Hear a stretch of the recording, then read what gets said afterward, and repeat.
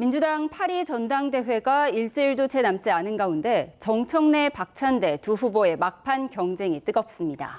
충청과 영남권 권리당원 투표에서 압승한 정청래 후보는 기세를 몰아 굳히기에 들어간다는 각오인데요. 지난주엔 박찬대 후보의 이야기 들어봤고요. 오늘은 정청래 후보 스튜디오에 모셨습니다. 어서 오십시오. 어서 오세요. 네, 안녕하십니까. 강력한 개혁당 대표 후보 정청래입니다. 네, 반갑습니다. 네. 후보님 얼굴이 요즘 좀 많이 타셨어요. 아무래도 민주당 전당대회 직전에 전국적으로 안타까운 수해가 발생했는데 지금은 뭐 선거 운동보다는 수해 복구 작업에 집중하겠다 이런 입장이신 거죠? 그 당에서 선거운동 중단하고 수해 복구에 임하자. 그래서 저는 당 방침에 따라서 수해 복구를 열심히 했을 뿐입니다. 열흘 넘게 13군데, 이동거리만 3,600km 정도 되던데요. 하다 보니까 얼굴이 까맣게 이렇게 변했는데, 예. 수재민들의 속 타는 심정, 그 속이 저는 더 까맣게 되지 않았을까 그런 생각을 합니다. 네, 아무래도 집중호우 여파 때문에 경선이 좀 최소화되면서 원삭 경선 그리고 통합 경선 치르게 됐습니다. 이렇게 경선이 변화되면서 유리하다고 보시나요? 아니면 좀 불리하다고 볼 수 있을까요? 저는 유불리는 계산하지 않습니다. 네. 수재민들의 그 망연자실한 눈망울, 주름진 얼굴, 한숨 한탄 그것을 현장에 가면 많이 느낄 수 있고요. 상상해 보세요. 지붕 위에 냉장고가 떠다니는 상황, 그리고 재산의 전부일 수 있는 소가 떠내려가는 모습, 이런 모습을 보면서 무슨 생각을 하셨을까? 그래서 그분들 만나보면 정말 그 눈물 없이는 보기가 좀 어렵습니다. 토마토를 다 버렸고 멜론, 수박, 고추밭이 다 망가져가지고 단 1%도 건질 게 없는, 그래서 네. 그거를 다 폐기 처분해야 되는 버섯 농장에 갔는데요. 진짜 버섯이 다 썩어가지고 냄새도 많이 나서 예. 마스크를 쓰고 치울 수밖에 없었는데, 그걸 무심히 쳐다보는 그 농민들, 축산 농가들 보면 참 마음이 너무 아픕니다. 예, 이재민들을 향한 또 피해 농민을 향한 안타까운 마음 표현해 주셨는데 전 국민이 같은 마음일 것 네. 같습니다. 전당대회 얘기를 좀 구체적으로 해보겠습니다. 지금까지 상황을 보면요. 충남과 영남 지역 권리당원 투표에서 누적 득표율이 62.55%입니다. 지금 네. 현재는 박찬대 후보를 25%포인트로 앞서고 있어요. 네. 이 정도면 내가 이길 것 같다 이런 생각이신지 아직 안심하긴 이르다 이런 입장이신지 궁금합니다. 전당대회에 처음 출마를 하면서 결과는 국민과 당원들의 마음에 맡기겠다. 저는 제가 할 일만 충실히 하겠다. 그리고 계산한 바가 없고요.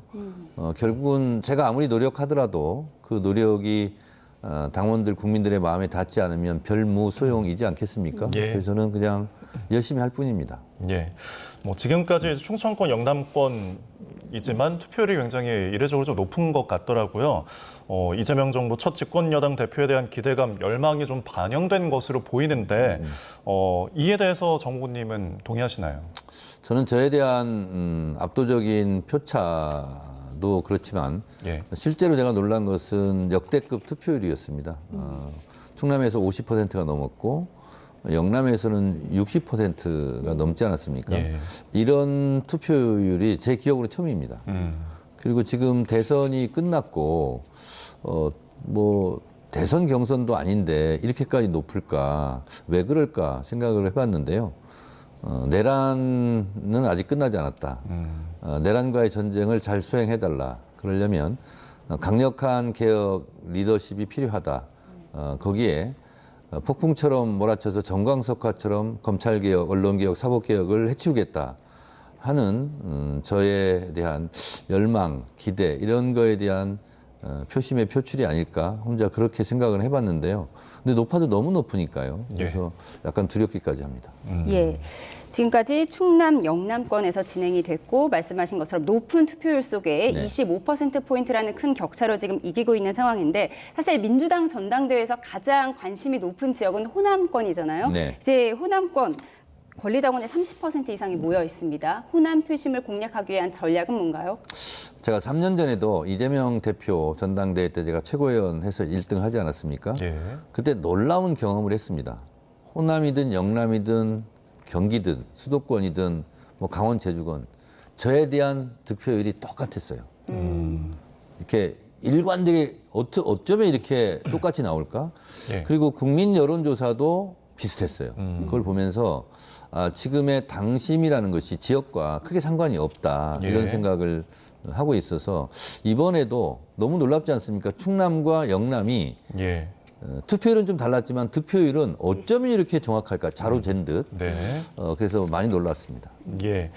자, 지금 이제 두 후보 모두 친명계이자 이제 찐명계라는 이제 평가가 나오는데 뭐 이번 선거가 그래서 인물 경쟁보다는 개혁 노선이나 당 운영 방식에 대한 선택으로 좀 압축될 것으로 보인다 이런 전망이 있더라고요.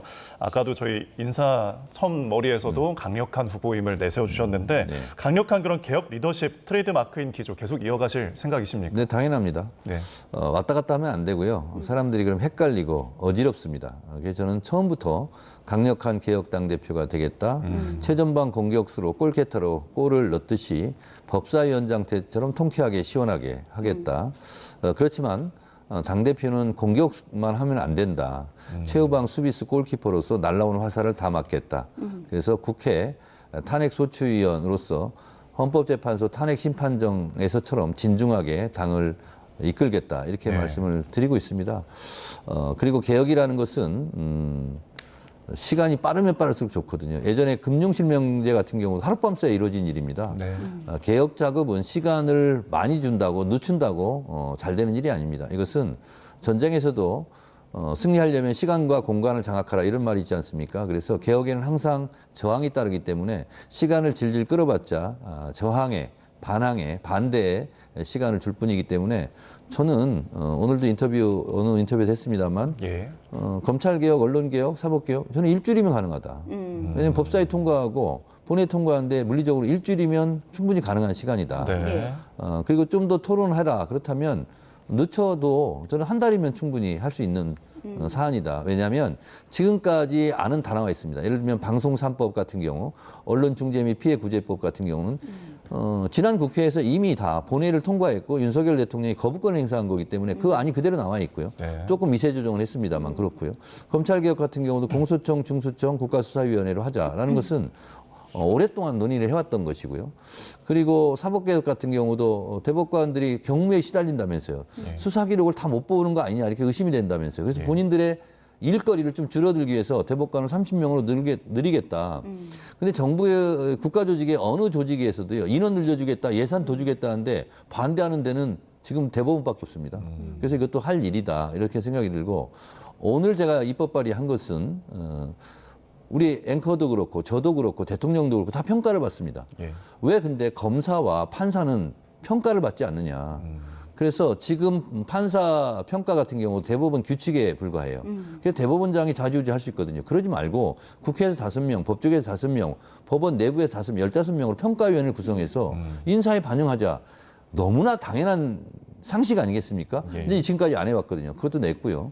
그리고 통합진보당 같은 경우는 정당이 해산됐습니다. 그때 혐의가 내란 예비 음모였어요. 근데 국민의힘 같은 경우는 내란을 직접 저지른 윤석열이 속해 있었던 당이거든요.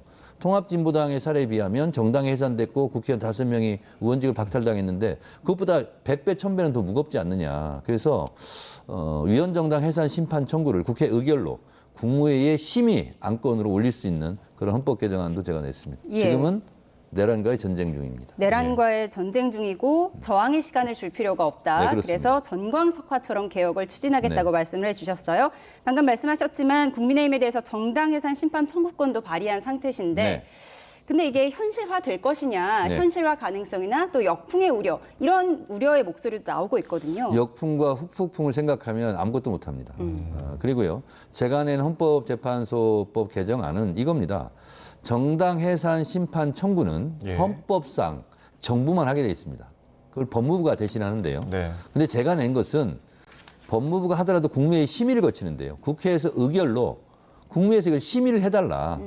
그러면 국회에서 의결로 온 것을 심의조차 안 할 수가 있겠습니까? 예. 그러면 국무회에서 심의를 하고 이것은 심판 대상이 된다. 그럼 법무부가 그 임무를 하면 되는 거예요.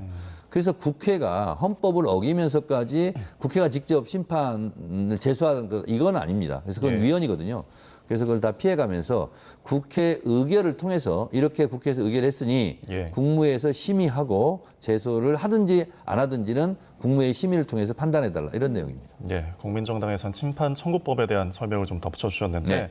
지금 이제 강력한 개혁에 대해서 저희가 이야기를 나누고 있습니다. 그런데 그래도 당대표가 되시면은 네. 야당과의 관계 설정이 좀 필요할 수밖에 없잖아요. 그래서 국민의힘이 좀 어떤 방식으로 변화를 한다면은 협치를 좀 할 수가 있다고 보십니까? 저는 협치보다는 내란 척결이 먼저다 이렇게 얘기를 합니다. 길을 가다 누가 한 대 때렸어요. 그러면 때린 사람이 먼저 사과하고 미안하다고 해야 되지 않습니까? 그러지 않고 있는데 맞은 사람이 가서 악수하고 우리 잘 지내자 그렇게 할 수 있겠습니까? 지금 윤석열 씨가 국민의힘 당원이지 않았어요. 12.3 내란 때, 비상계엄 때. 그리고 그 사람이 지금 구속되고 내란 우두머리 피의자입니다. 그리고 내란 특검에서 지금 국민의힘 관련자 국회의원들도 포함해서 지금 조사하고 있지 않습니까? 예. 그리고 수사하지 않겠어요? 근데 그 내란 특검에서 윤석열뿐만 아니라 국민의힘 구성원 중에 누군가가 내란에 동조했거나 내란을 방조했거나 아니면 내란에 대한 부하 수행을 했다거나 이런 혐의가 발견되면 당연히 국민들은 국민의힘은 내란당이네 이렇게 생각하고 저 내란당은 해산시켜야 돼 이런 요구들이 올라올 거라고 생각합니다. 그러면 그때 민주당 당에서는 그 부분을 받아 안아서 같이 국민들과 함께 예. 싸우겠다 이런 뜻입니다. 예, 국민의힘에 대응하는 태도 이 부분에 대해서도 짚어봤고요.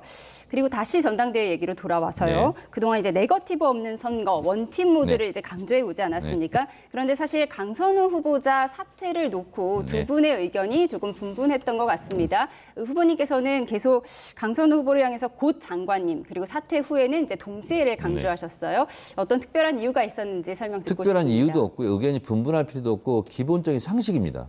대통령이 강선우 의원을 여가부 장관 후보자로 내정했다는 것은 장관을 임명하겠다는 뜻 아니겠습니까? 그러면 당연히 강선우 의원 축하한다. 곧 장관이 되겠네. 라고 말하는 것이 너무 상식적이지 않아요? 근데 당신은 장관이 될 자격이 없는 것 같아. 이렇게 말해야 되겠습니까? 저는 그래서 상식선에서 강선우 곧 장관 축하한다. 이렇게 말했고요. 예.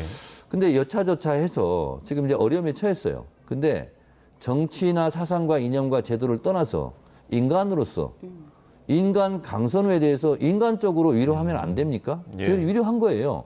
그리고 동지란 이게도 함께 이기고 저도 함께 지는 것. 비가 오면 함께 비를 맞아주는 것. 이것이 상식적인 자세 아닌가요?